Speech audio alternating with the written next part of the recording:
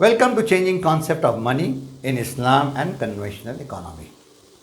Today in part 3, I would be dealing with the system of supply of money in both Islam and conventional economy. Earlier in part 1, I have dealt with the concept of money. In part 2, I have dealt with the system of creation of money. Let us understand how conventional economy supplies or distributes the money. To understand, let us understand what is money in supply and what is its importance. The total supply of money at any given time, either in the form of cash equivalent to savings in the saving account, or any loan or credit taken from the bank, all this combined forms money in supply. Any variation in the supply of money would bring a change in the price of the goods, rate of interest, exchange rate, government policies, and business policies. Why supply of money in conventional economy is important? The general belief is that supply of money accelerates the economy. It is also known fact that it creates inflation. But any inflation within the parameter of 2 to 4% is considered good. To manage inflation, supply of money needs to be managed properly. Otherwise, it could be a disaster. The supply of money brings in economic growth, and economic growth will bring more taxes to the government. It will also create employment and prosperity at the national and individual level. There are also certain disadvantages in conventional economy. What is the disadvantage? The major disadvantage is that it creates inflation. If not managed properly, it could create a disaster for the economy. Inflation also reduces the value of money. Loss in value of money is also one of the reasons for deficit budget. Deficit budget leads to borrowing. All borrowings are accompanied by interest. Borrowing increases the debt at the national as well as individual level. The another problem in conventional economy is that the economy is cyclic. This creates a major problem for the economy as such. What Milton Friedman, an American economist, has to say about the supply of money in conventional economy. He says that inflation is and always be a monetary phenomenon. By this, he meant that inflation can only be created by the central bank creating money out of thin air. He equates the supply of money to supply of water by the central bank through the pipes, and the banks are the one who release the taps. Without the central bank sending more water, the bank cannot create further inflation. Important thing you need to understand is that you create money out of nothing and you charge interest on top of that. It is something to look at it and understand. Let us keep Milton Friedman's statement in the center and understand the process of creation of money and interest and how it leads to inflation. I have taken an example here. A central bank of the country is supplying $100,000 into the economy. They are charging 10% interest as such. Assuming that there are 10 people who are borrowing money, that is 10,000 each at 10% interest. It means that each person is obliged to pay the bank $11,000. In totality, the bank would get $110,000. Important point here to note. People will not be able to pay interest of $10,000 as the bank has only supplied $100,000 into the economy. It means that the bank will have to create additional $10,000 and supply into the economy so that people can pay back the interest. So this additional interest money created also creates inflation. And this is how the system creates inflation. The process of creation as well as creation of interest both creates inflation. Let me give you an example of how increase in supply of money leads to inflation and loss in value of money. I have taken an example of buying of bananas. a person who's spending $10 to buy 12 dozen bananas. That is in year 2019, which I've taken it as a base year for comparison. In 2020, he spends $12, and 2021, he spends $21 to buy 12 dozen bananas.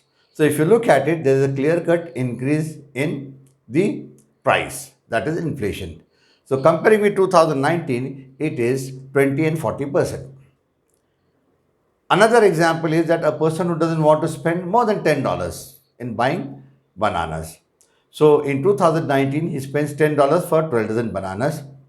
In 2020, he spends $10 and he gets 10 dozen bananas. And in 2021, he spends $10 but he gets only 8 dozen bananas. So here you can see the loss in value of money. I've taken another example of a person depositing money in the bank with an intention to get some interest out of it. So he deposits around about 100,000 into the bank. The rate of interest is 10%. He's happy to get $110,000. But if you look at it, if the inflation is 10%, then naturally there is a loss in value by 10% also. This combined will lead to loss of $20,000. So if you look at $110,000 minus $20,000, the real value of the money would be $90,000. Let me give you another example of US dollar, how US dollar lost its value in 100 years. In 1913, what $1 could fetch, in 2013, the value of $1 has reduced to 0.05 cents. The reference is US Bureau of Labor Statistics. Another major problem in conventional economy is that deficit budget. Deficit budget means your expenditure is more than your revenue. What caused deficit budget? The general belief is that more supply of money leads to acceleration of economy. With this belief, the government spends more on the economy. And naturally, to meet the expenditure budget, there has to be a sufficient generation of income. Inadequate income leads to borrowing. The government would borrow money for the current as well as previous year's spending. All borrowings are accompanied with interest. Every year, government allocates in their expenditure budget interest to the extent of anywhere between 5 to 20%. A major chunk of money is paid by way of interest from expenditure budget. It means that there is hardly any income for development. This leads to more taxes and more borrowing.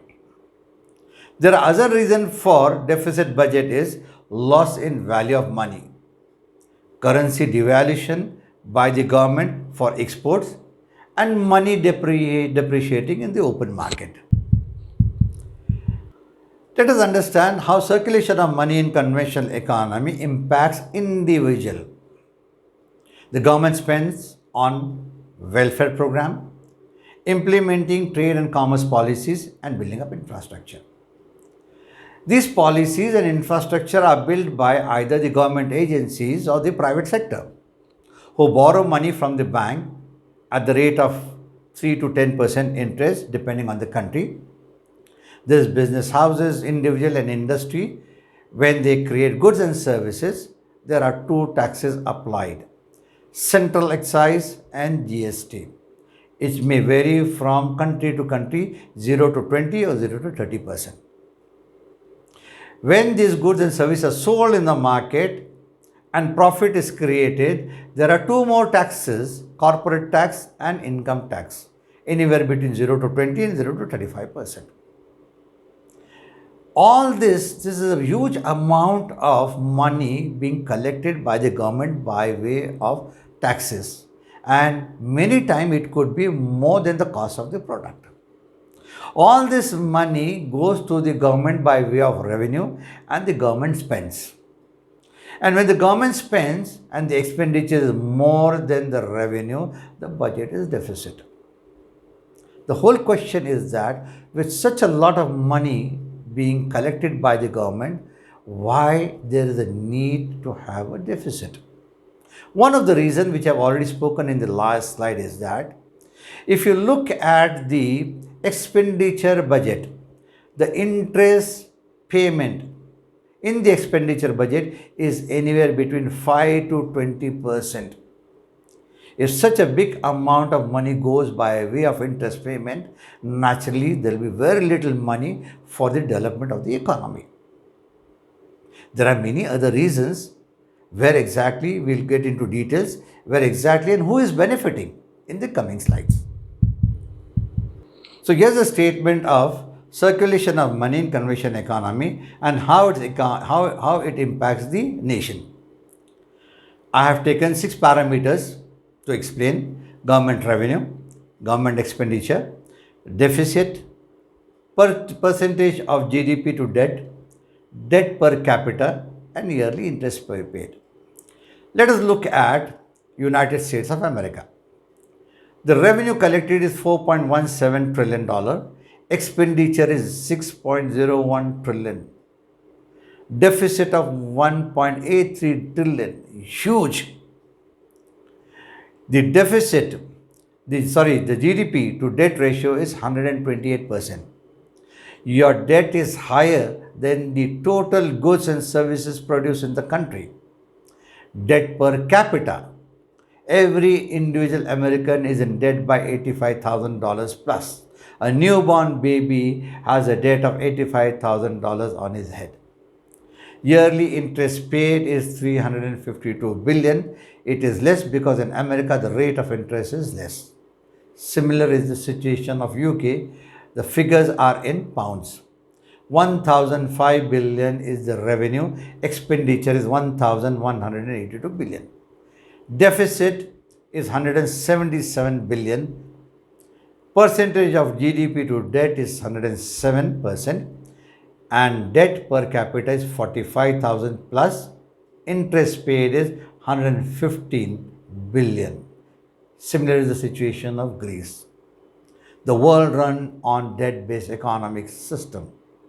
We need to understand this system more better. Let us understand the concept of supply of money in Islamic economy. Islamic economy is based on the fundamental principles, that is social justice and equality.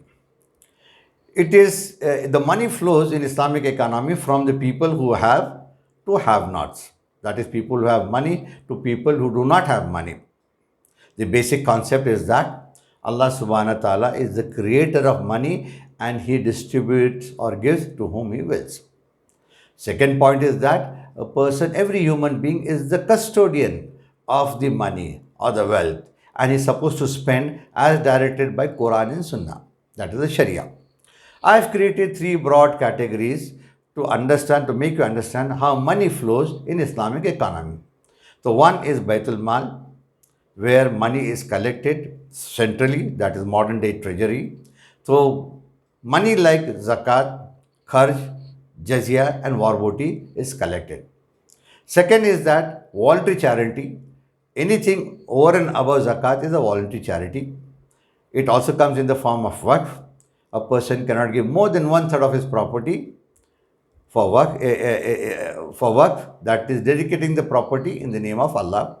Then mahr is the money given by the husband to the wife, that is the bridal money at the time of marriage. Fitra is the food grain given before Eid Namaz, and war booty, which is distributed among the establishment, that is the government and the soldiers.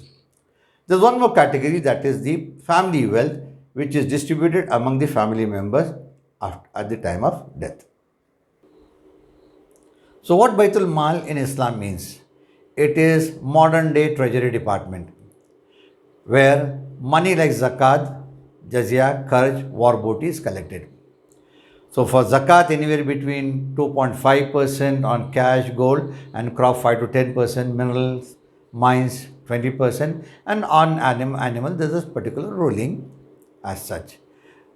Jizya is a tax collected from the non-Muslim for availing these services. The minimum is 1 dinar per person. The upper limit is decided by the ruler based on the financial condition. Kharaj is a tax on the land captured from the enemy and given to the locals for cultivation. The tax would depend on the produce. Fourth is the war booty. War booty, there are five parts which is mentioned in Anfal, Surya Anfal. One fifth is for Allah and His Messenger, four fifths are for the soldiers. There's a particular pattern of distribution. The land is for the state. The money which is collected in Baitul Mal is distributed in a specific way. I've created three broad categories. One is the 8 different categories which is mentioned in Quran, who are basically poor, needy and others.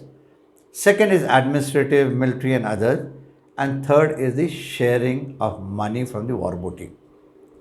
So the money which is collected in Baitul Mal, Zakat, Jizya, Kharj and war booty. So all the four are basically distributed in the first category. To meet the expenses for administrative as well as military expenses, salary, general welfare and infrastructure, usually Jizya and Kharj money is utilized. War booty money is given to the people in the ratio of 4/5. Though general well-being is the responsibility of the state, Allah subhanahu wa ta'ala has encouraged individuals to support the individuals who are in need of help. So there is a concept of voluntary charity. So here voluntary charity is over and above zakat. Second, there is also a concept of waqf, where a person can dedicate not more than 1/3 of his property for a specific social cause. This could be movable or immovable property. Once it is dedicated, it will always remain as a waqf till the end of the year, end of the world. Third thing is a fitra, which is given by way of food grains before the Eid namaz. Fourth is the bridal money, where the husband gives a gift to his wife before the wedding, and it is decided based on the standard of living. So this is how the money gets circulated into the economy. So money also gets circulated or distributed on the death of a person, and that is, it is distributed among the close relatives. The woman would get 50% of the men's share, but the advantage with the woman is that the woman would get the share from her parents as well as from her husband. It is also advised to give some amount to the poor, but the percentage is not mentioned. So this is how the money gets circulated within the family on death of the person.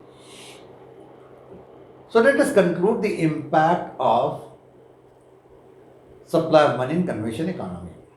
Let us understand the flow, how this system works. It creates inflation. Inflation leads to loss in value of money. Loss in value of money is also one of the reasons for deficit budget. Deficit budget leads to borrowing, and all borrowings is accompanied with interest. Combined borrowing plus interest leads to increase in national debt and individual debt. That leads to increase in taxation. Let us look at Sweden, Denmark, Belgium and Greece. Income tax 57.2, 55, 53, 45. Corporate tax 21.4, 22, 29, 28, which is huge. Ultimately, what is happening? The system of conventional economy creates a big gap between the rich and the poor. So here is the statistics of 2008 World Bank Development Indicator. It says that 20% of the world population, rich world population, they consume 76.6% of the goods and services. 60% of the population consume 21.9% of goods and services. And the poorest people, 20% of them consume 1.5% of the goods and services. With such a huge income gap, the question is that will the global economy slow down? Because most of the people would lose their purchasing power. The question is that are governments worried about this? No. Why? Because the world economy is driven by 20% of the rich people who consume 76.6% of the goods and services. It means 80% of the world population will be producing goods and services for the rich 20%. It also means that this 80% population would be insignificant, earning meager wages and living a very poor standard of living. Result, rich will become more rich, middle class will vanish, and masses will lead a life of slavery. So another statistics in the form of pyramid. It talks about the earnings of the people. So 71% of the world population earn less than $10,000. 21% of the population earn anywhere between 10,000 to $100,000. 7.4% of the population earn 100,000 to $1 million per annum. 0.7% of the population earn more than $1 million per annum. So if you look at the whole conventional economic system, either it has been designed or by accident. A system which takes up the wealth by due to inflation, loss and value of money, taxation and others from the masses, and the money moves in a specific direction towards the few rich people. Ultimately, the system creates a big gap between the rich and the poor and could lead to a situation which would be far more worst. So let us conclude the impact of supply of money in Islamic economy. From the chart, it gives a clear-cut idea as to different category of money collected. It goes to whom as such. Zakat money goes to the 8 categories as defined in the Quran, and it is through the Baitul Mal. The waqf which is created also goes to mostly the poor and the needy. It has a specific defined objective, but it is more of a social in nature. Fitra is also money given to the poor at the time of Eid. War booty, 1/5 goes to the government, that is the state, and 4/5 goes to the soldiers in a specific pattern. The land also goes to the government. Mahr is the bridal money which is given by the husband to the wife. So there also the money is decided based on the standard of living of the husband, and he pays to the wife. Jizya, kharj and import duty all goes to basically Baitul Mal, and it is mostly used for meeting the administrative expenses, military expenses, and also to some extent charity. And on death of a person, the money is distributed between the male and female. So if you look at the whole chart, the money is circulated at different level. Let me give you the impact of Islamic economy by way of hadith. There's only one single component of zakat which has helped to bring a big change in Yemen. This is a reference of Muad ibn Jabal, who was a governor at the time of Abu Bakr Siddiq and Umar bin Khattab. May Allah's peace and blessing be upon them all. This hadith is mentioned in Abu Ubaidah book Al-Amwal. What are the key points? Muad ibn Jabal, the governor, collects zakat and distributes to the people who are entitled for zakat. 1/3 of the proceeds remain, which is sent to the Khalifa Umar bin Khattab. Umar bin Khattab gets angry on him and he tells him that it is not the Islamic system to collect zakat and send it to the center. He advises him to spend in the same place from where he has collected. In second year, Muad ibn Jabal collects zakat and 2/3 of the proceeds remain. Third year, there was no one to take zakat. So such is the beauty of Islamic economy. There is a similar situation at the time of Umar bin Abdul Aziz. Abdul Hamid ibn Abdul Rahman was the governor at the time. He sends a letter to Umar bin Abdul Aziz stating that asking for an advice as to he has surplus zakat money collected and how he should spend. Umar bin Abdul Aziz advises him that he should pay the debt of the people. The governor responds saying that he has already done it. The second advice which was given by Umar bin Abdul Aziz is that to identify the young boys and girls and get them married. The governor responds by saying that he has already done it. So such is the beauty of Islamic economy. Everyone is taken care. The system ensures that the rich and the poor, the gap between the rich and poor is reduced. Justice is done. So such is the beauty of Islamic economy. Concluding my lecture, I have already covered the concept of money, a system of creation of money and system of supply of money.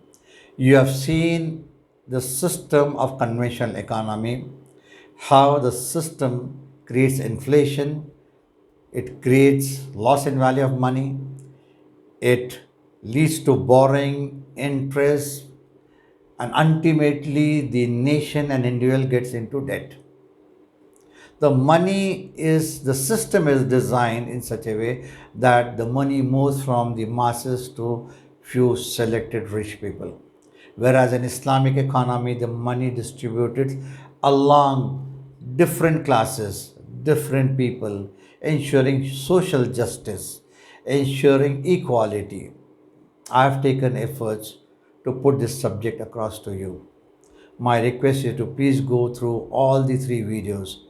The subject is complex. It will take time for you to understand.